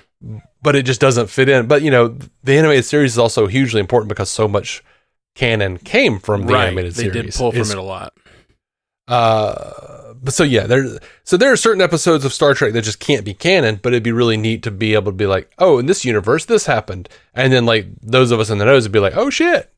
Yeah. And you could have little episodes where they do stupid little things that like, oh, we're playing in this particular event in the timeline. Oh, this is where we lost the holographic technology or whatever. Like this is when that was that I was actually taken out, I know they tried to sort of do that at the end of season 2 of Discovery, but still. Mm-hmm. By the way, have you seen anything about this President Curtis thing? Yes. The spinoff of Rick and Morty? Yes, I just saw a commercial or like an ad for it, like a still picture, I think. I don't know if it's an ad it was an ad, but I don't know if it's just an ad or if it's from an episode because I have not caught up, but it's a great thing where they're introduced to President Curtis. He's like, I'm doing my own thing. I don't need y'all or whatever. And then like fucking Rick goes, or like, oh, Morty goes, oh, they spin off so young. And he goes, Rick goes, I'll give it 10 episodes. And he's like, whoa, shots fired. And Rick goes, we're not exactly getting more relevant ourselves, Morty. Now, come on, let's go travel through the multiverse. Woo. That's great. Have you seen the trailers for Stewart Fails to Save the Multiverse or whatever? The universe? Yeah, I've seen. I've never been a Big Bang Theory fan. Yeah, I have my thoughts about it. I hate it. I don't like it. It feels like fake nerds. It feels like my culture is not your costume. That's what it feels like to me. Oh God. It offends me because I'm watching it and it's so like two guys who've been friends for 30 years or whatever, and they're sitting on the couches. I don't know. Maybe not all of them. They've been friends for 10 years or whatever on the show. And they're sitting there having a conversation that's like so basic levels of like who's faster, the Flash or Superman. That's like, that's a conversation that you have very early in your like geeked, you know what I mean? Like to be having it and acting like it's a novel conversation is so bonkers to me. It would be like, well, they did it in this book and this show, and like it happened this way and this way. So maybe depending on which, like there's deeper ways to have that conversation. Like depends on which Superman, depends on which Batman, Flash, it depends on whatever. You talk about these things. Like the way they're talking about it is like so base level, and it's so that like people can understand it, which makes sense, but it's like it doesn't feel like real nerds. It feels like writers writing nerds, and it really annoys me. But the show's not terrible, but I really like the spinoff, the Young Sheldon. It's got like a Wonders Years vibe. I really like that a lot. It's got great actors in it, really good. And then they spun off the freaking kid into that their first marriage, Yeah, his brother. The fact that they built this universe and then they have done it in such different styles is so cool. That. It's so cool. Going from like a multicam laugh track show to a Wonder Years style show, then back to the laugh track type show for the marriage show. Now they're jumping and doing a sci-fi universe show with a spin-off character. I just think that is kind of really using the whole buffalo or something. I don't know, like just doing everything with that universe. Like we're just going to do whatever we want to. And I liked Young Sheldon. That's really the only one I really liked, but I don't know. I find it fascinating more than I find it intriguing. Yeah, I think it's interesting to see it go from laugh track to single camera to, the multicam again, and then back to single camera, but now sci-fi epic. And the Stewart fails to save the universe is the only one that I've gone like, hot damn, I kind of want to watch that. Yeah. I mean, all you really had to say was Brian Posehn, and I'm like, I think I'm in. Yeah. But I don't like the Big Bang Theory stuff, but because now, like, if I watch Stewart, like, I've already seen clips now of him on Big Bang Theory, and I'm like, I feel like I need to watch that. Right? Yeah, you're too much of a completist. I'm similar, but I think I've gotten over my completionism. I'm completist in the shows I'm completist about, but like other things that I just need to jump in, I'll jump in where I want to. By the way, the Georgie and Mandy's first marriage or whatever thing? Yeah. Do you know who plays Georgie on Big Bang Theory? Yes. Yeah. Jerry O'Connell, right? Yeah. It's a great comparison between the two. And Georgie on Young Sheldon is a great character. A great character. I love him. I love him so much. So like, I was really excited for the spinoff. Then I watched it, and it was that multicam thing, and it's hard for me to watch that. It's hard for me to care about it. It feels so lowest common denominator or whatever. I have not really watched Young Sheldon. I've seen bits and pieces of it, just enough. Like, I hate all of the advertisements on CBS. You know, when we're like watching Big Brother or whatever, they'll have commercials. And I just, every time I'm like, CBS has like the worst fucking marketing department. Like, on their comedies, they will just like, their commercials are just made up of one-liners without any context. Right. To be like, here's how zany our characters are. And I'm like, this is the worst fucking thing. Yeah. Like, I am not invested or interested at all. Yeah, and Young Sheldon's not that at all. It's really like, no. Like I said, Wonder Years is all you need to know. It's like Wonder Years, but with like a hyper smart kid living in a like very religious like Southern household, and so it's just got like it's got its own little like hook there. Like it would be a show without Big Bang Theory. I would enjoy Young Sheldon. It's really good. And I've seen articles, so I know that we have like what Sheldon believes about his dad in the Big Bang Theory, and then like they created a completely different kind of character in Young Sheldon. And then I liked how they resolved that, where it was like Sheldon at a young age walks in, thinks his dad is having an affair, and it's like his parents role play. I don't know enough about all that, and they really messed with it in Young Sheldon. They were like, spoiler alert for Young Sheldon, you guys. But yeah, it's over. So they're it's your fault. Well, I don't know, whatever. So yeah, it really they play with it for like a whole season where he is having kind of odd contact with this other woman. Yeah, an emotional affair. Yeah, sort of emotional affair situation, and you think it's leading to that because that's what's in Big Bang Theory, and then it turns out it's not true. There's also just the idea that, like, again, I guess spoiler alert, their dad is dead in Big Bang Theory, and he lost his dad at a young age, and so that has to happen, and so there's like a big emotional like loss of your father episodes, and like fuck, it's really, I'm getting teary eyed thinking about Young Sheldon. Thanks. Yeah. So yeah, I really love that they cast because Laurie Metcalf was his mom on Big Bang Theory, and they cast her daughter as that character in Young Sheldon. I like all of this stuff. Good,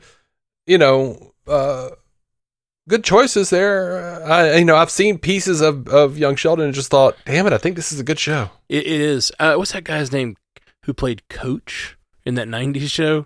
Nelson. Craig T. Nelson ends up being on there in like a regular role. He's like, a bunch of people, a bunch of like good actors. I love Amy Potts. Amy Potts. That's the one I was trying to think of. Amy Potts is like the grandmother. Even at her advanced age, she can get it, dude. Oh, like, 100. My Lord. 100%. So we after we were watching that, and then we went back and watched Designing Women. And so we're seeing her on that. It was just really strange. Bethany's been watching. I'd also fairly recently Women. watched Watchmen. And so the Designing Women connection there, and Hacks too. Like all this, like watching Designing Women was weird with like these very different versions of these actresses in my head. Designing Women's great, by the way. Freaking great show. What is Designing Women? Oh yeah, Bethany's been watching. It's okay. I love it. I think it's really, really great. I'm glad you think it's so great. Like for its time and for that kind of multicam show, like some of the stuff's really progressive, like really, really progressive, and it's really deceptively progressive because it's like this Southern bells, and then like they really make really cool progressive points on the show that I'm like, like now would not be okay. Like now that show would get lambasted if it was on primetime TV, and it's like they were making it in like the 90s. I was very impressed with it, but also just really funny. Like I laughed a lot. Oh yeah, they're the episode with the guy who was gay and had HIV, and then he dies at the end. I haven't seen that one. I've seen. Oh, really? I've only seen, that was like season 3 or something. I've only seen selected episodes. Paige was watching it, and I was like kind of coming in and out, and I wasn't watching it with her really. I was just watching it when she was watching it already, and I'd come in and sit down. Yeah, watch the episodes. That's one to go back for if you like the really progressive ones. Yeah. They do a really good job of like having a pivot to seriousness, but still being like a really silly, funny show. And I was just impressed for the time. Like a lot of times when I watch those older stuff from the 90s or whatever, I'm like, this is the humor isn't hitting anymore, and the politics aren't great, and the whatever. Like, it's just, this didn't age well, is often, the thing. Yeah. That show aged really well. I went back and watched some Night Court, the old Night Court. Nice. And like early on, like season 1 or 2, there's a whole bit where like Dan's old college buddy comes in. Dan's just like a skeevy, womanizing piece of shit. Yeah. And his old college buddy comes in and is trans, has transitioned. And Dan does not handle that shit well at all.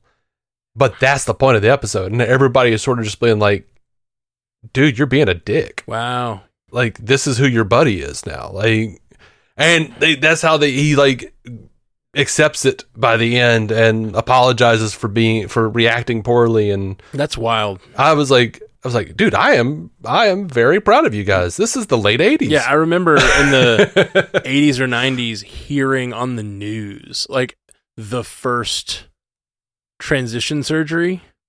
Uh-huh. Like, I remember that being a news story, like Jay Leno was making fun of and shit. And so it's like going from a time where, like, I remember that being like a news story.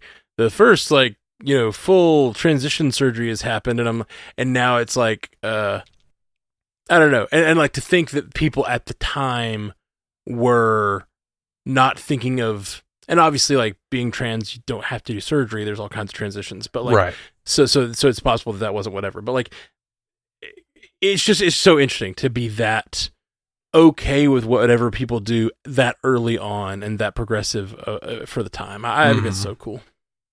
Yeah. Even like, I was shocked at how progressive Married with Children was with the trans stuff. Oh yeah, because there's an episode where like they're trying to do like a showdown or something, where like, or a rematch or something between the two aging college team, or the two aging high school teams, and Al's team and whatever, and his buddies all come back, his old teammates, and one of them has transitioned, and Al just kind of laughs and goes, Thad, you old joker, ha ha ha, you always were we're a card. And he like gets down and like pulls up the guy's skirt and looks and goes, oh no, Thad. And that was like really the only joke, because like someone on the other team decides to make some kind of joke about, you've lost everything else, well, you still got your arm. And she goes, you decide, and just decks the fuck out of him. And then it's just like, for the rest of the episode, it's just like, yep, that's our buddy Thad. And this is who she is now. And we're going to go kick these fuckers' asses on the football field. And it was just weirdly like, it was a small thing, and then was like, nope, okay, we're just going to move on. Yeah. It was interesting in that way. Like, they didn't really, they punched sideways a little bit, but they didn't really punch down. Right. And a lot of times you give the flaw of the character who's reacting negatively or reacting poorly to the situation is not treated as a hero for that. And they're not necessarily treated as a villain either. They're just treated as someone who's going, like, learning about this thing and going through it in their own way, and like learning about a new thing and having to deal with a situation they haven't dealt with. But like, they don't have to be like hateful. Yeah. By the way, I do remember some story in the news about the first like transition surgery or whatever in the 90s. But that is not the first full transition surgery. Like, I don't know what that story was. I can't seem to find it. But I just remember it being all over the late night news. But apparently there were gender-affirming surgeries as early as the 20s. But I don't know what, it's just as gender-affirming surgery. It's going to take me more time to learn about, like, what actually, the different, like, what steps these are taking. And I don't know that I'll actually go down that rabbit hole, but just wanted to be clear that apparently that was not the first transition surgery. It was some sort of milestone happened in the 90s, and it was like a big deal on all the late night news. I was like 6 or 7, and I remember being like, just learning about the concept of someone changing their gender surgically. Yeah.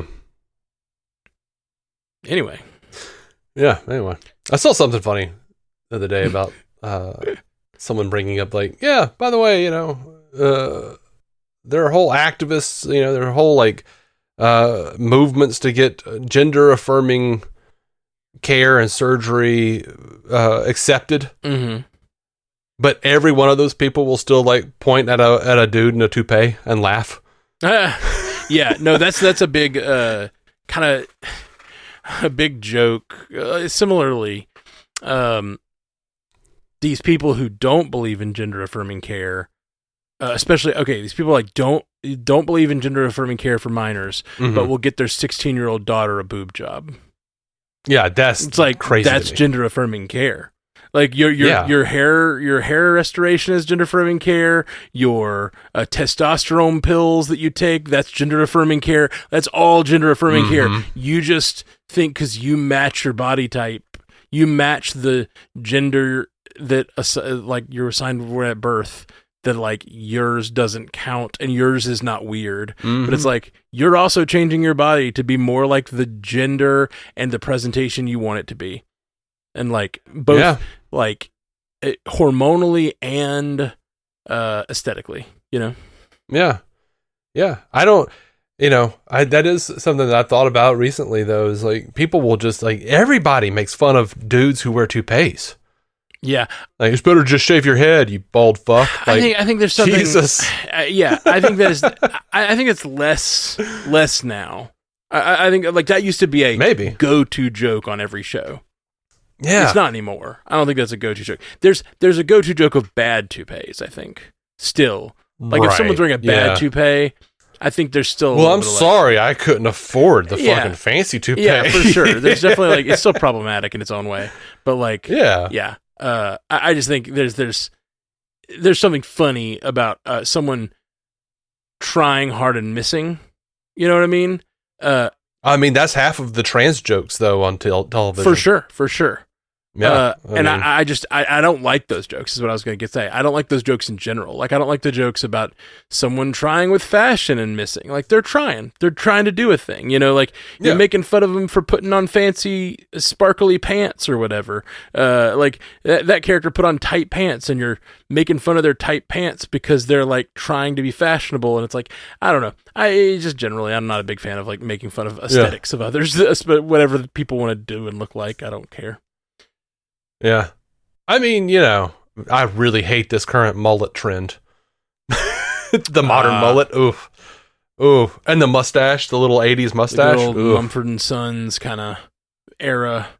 I mean, the kids are doing it. I don't know about Mumford & Sons. I just feel like that. I don't think I've ever seen a Mumford. Oh, I just feel like that type of that type of person, that type of style. It's the indie kid. It's the sort of indie kid through Southern culture, sort of hipster thing. That the mullet is very popular in that crowd.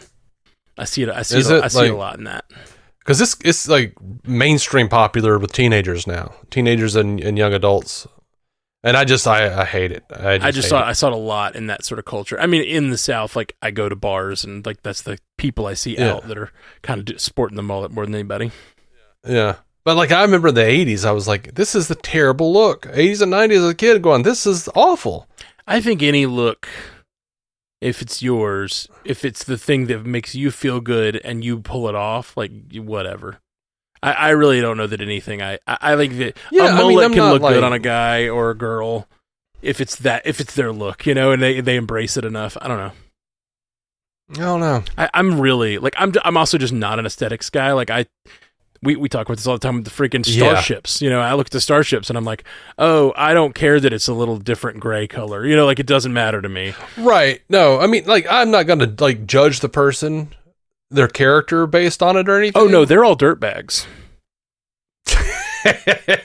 Don't get me wrong. Sure. We're all dirtbags. We're all dirtbags, Matt. Don't you know? No, the mullet people, they're dirtbags. Our most righteous is as dirty rags. No. No. That whole Bible thing. No, that's toxic as fuck, Dave. Why would you believe that shit? Your greatest righteousness is as dirty rags? Yeah. Wait, that's by comparison. That's judgmental as fuck. Oh, I know. Who does this God think they are? What the hell, Dave? Read a better book. You know what I like? I like the idea that we are the embers of a dead God. The embers of a dead god, okay? Like we are like the flecks of a god whose body is disintegrating, and we are just like our existence is just like the universe itself is just fucking like disintegrating, the disintegrating remnants of a long dead god. That's a cool idea. Yeah, I like it. It's cool. It's cool. It's definitely got a visual and a ethereal component to it that makes it feel, it's that idea. It's the idea of embers and the idea of something like flashing to life and then flashing away. The sparks. We're but a momentary spark in this long span of history that matters little. There's something to it. I enjoy the imagery, and then I go, time to watch a new episode of Big Brother. Yep. Back to the mundanity. I had my fun for the day. There's a song I really like by Ian McConnell called Important, and the whole hook of the song, oh gosh, I wish I could quote a few more of the lyrics because it's funnier in context. He's like, the first line is, I'm pretty sure that life doesn't have a meaning. And if there's a god, then he doesn't look like me. I'm just a member of the current apex species, and there'll be another when the humans go extinct. There's a bunch of lines, but the chorus, it gets there, and he's like, I'm not important, and neither are you. So let's do whatever we want to do. Bask in our cosmic insignificance.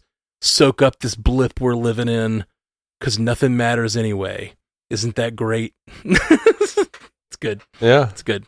Do you know the Mitchell and Webb bit with the watermelon that spells out "There is no God"? No. It's like it's a great bit. That's funny. It's from that Mitchell and Webb book. I like Mitchell and Webb book a lot.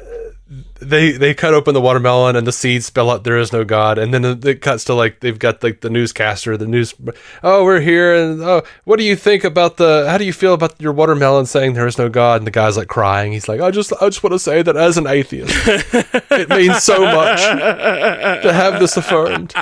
And I did like they have like this guy come out and he's like, you sir, what do you think? He's like, well, I wasn't. He's like, before I saw this, I was a Christian. He's like, oh, what are you going to do now? He's like, I don't know. Reckon I'll go find a prostitute. Fuck. It's such a good bit. It's such a good bit. My favorite bit, one of my favorite visual bits of all time, and I've probably said it on podcasts before, but I've definitely said it I don't know if I've said it on this one, is the Simpsons movie where you have the bar, there's an apocalypse happening, and the bar and the church are next door to each other. And when the apocalypse happens, everyone leaves the church and the bar simultaneously, and they run into the opposite place. Oh, that's so it's good. So good. It is such a good. Everyone in the church runs to the bar. Everyone in the bar runs to the church. It is just cannot be a more. And it's so succinct and funny and quick. And it's like, that's such a good joke. Yeah. My favorite "There is no God" joke is from The Simpsons. Do you know it? Sacrilegious? Like no. That was a different That's thing. a good one. When God has a donut head and Homer wants to eat it. Is that what happened? No, that's not what happened. That's not what Sacrilegious was. I don't remember.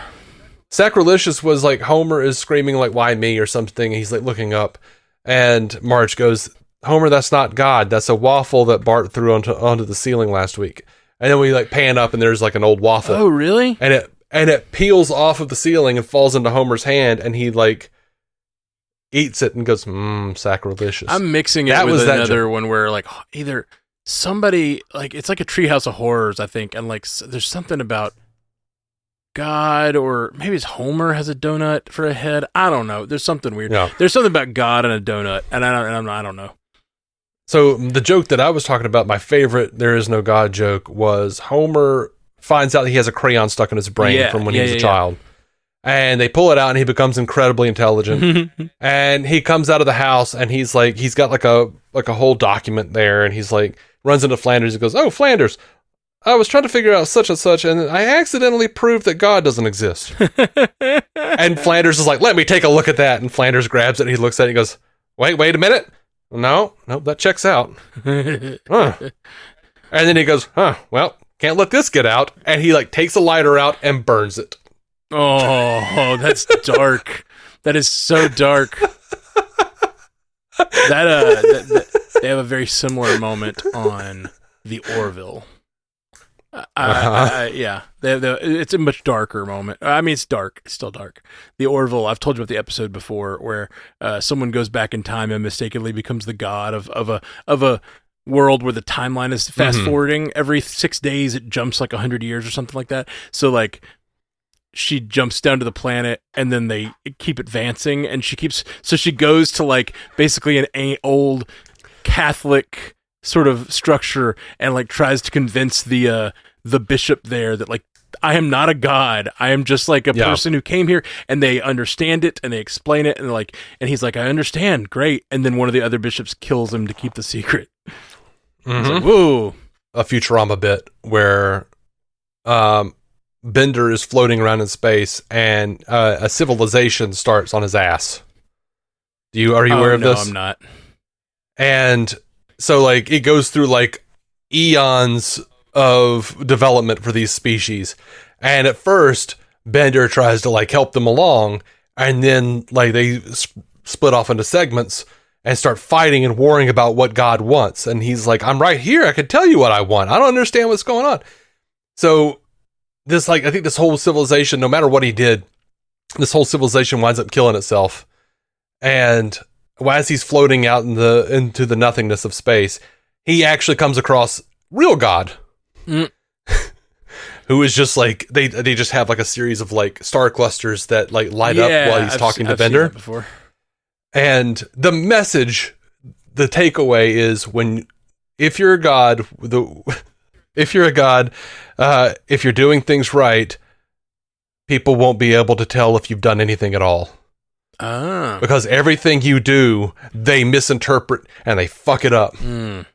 So you just have to be there just enough to make people go, nothing really happened.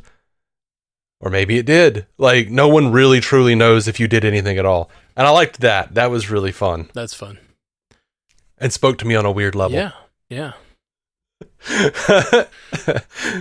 Anyway. All right. Well, let's get out of here. We've gone way long. Sorry, guys. But you know, they don't have to. They don't have to listen to the last bit where we didn't give them a warning, but we stopped talking about Star Trek a long time ago. It took us a while to get there, and we abandoned it quick. It's true. It's true. Well, guys, we'll be back soon, and we'll talk about next week's episode. Peace. We will. Drill on true. Wait, you didn't? Yeah, that's the thing. Live long and prosper. Thank you for listening to the Star Trek Universe Podcast, a Stranded Panda production. If you'd like to hear more from David C. Robertson, check out the DC On Screen podcast or maladjusted.tv for his web videos. If you'd like to hear more from Matthew Carroll, check out the Marvel Cinematic Universe podcast or listen to his music. Just search for Matthew Carroll anywhere you get music.